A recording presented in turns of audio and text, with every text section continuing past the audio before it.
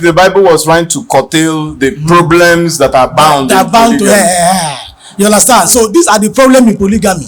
The one is, first of them, is that you must not diminish.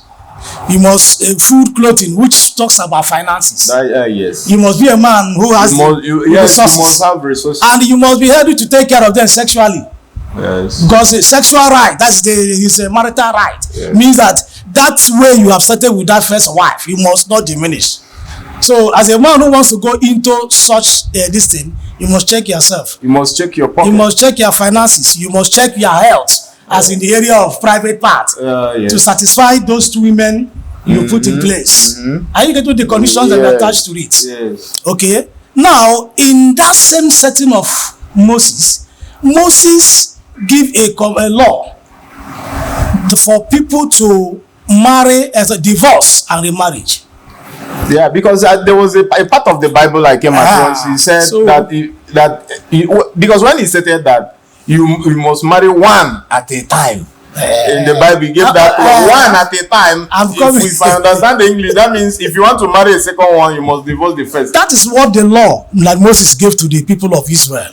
As of that time, what is titled or tagged divorce and remarriage. But the other one we will be talking about, the one before Moses' time, was talking about marry and remarry. Are you seeing the two set of polygamy?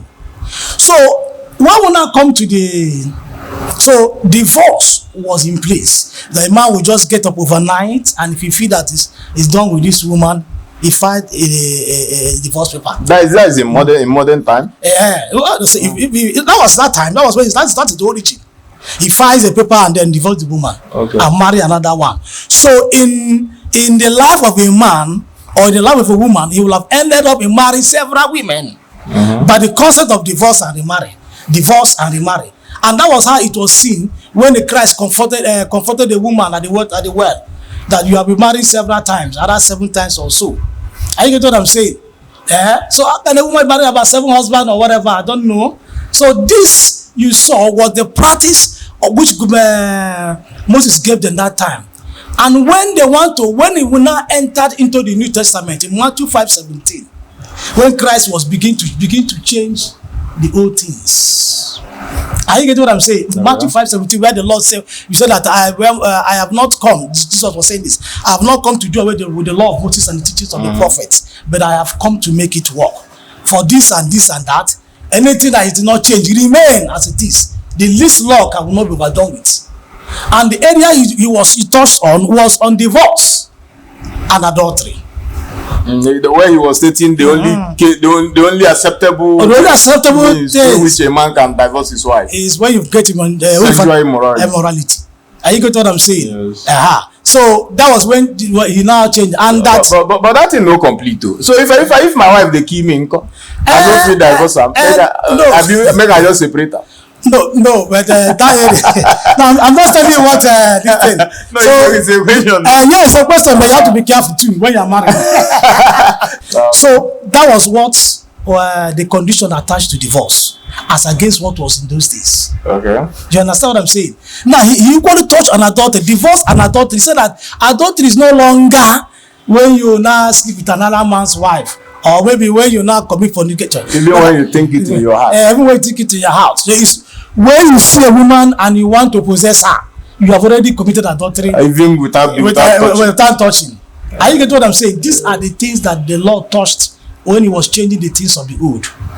But the issue of one man and the 2 wives, the scripture was silent about it. He said that the only ground in which a man should marry a second wife is when he's capable enough in all ramification to make sure that the needs of the first and the second one, the new wife, can be taken care of. No, yes, I told you that it's a pure decision of a man.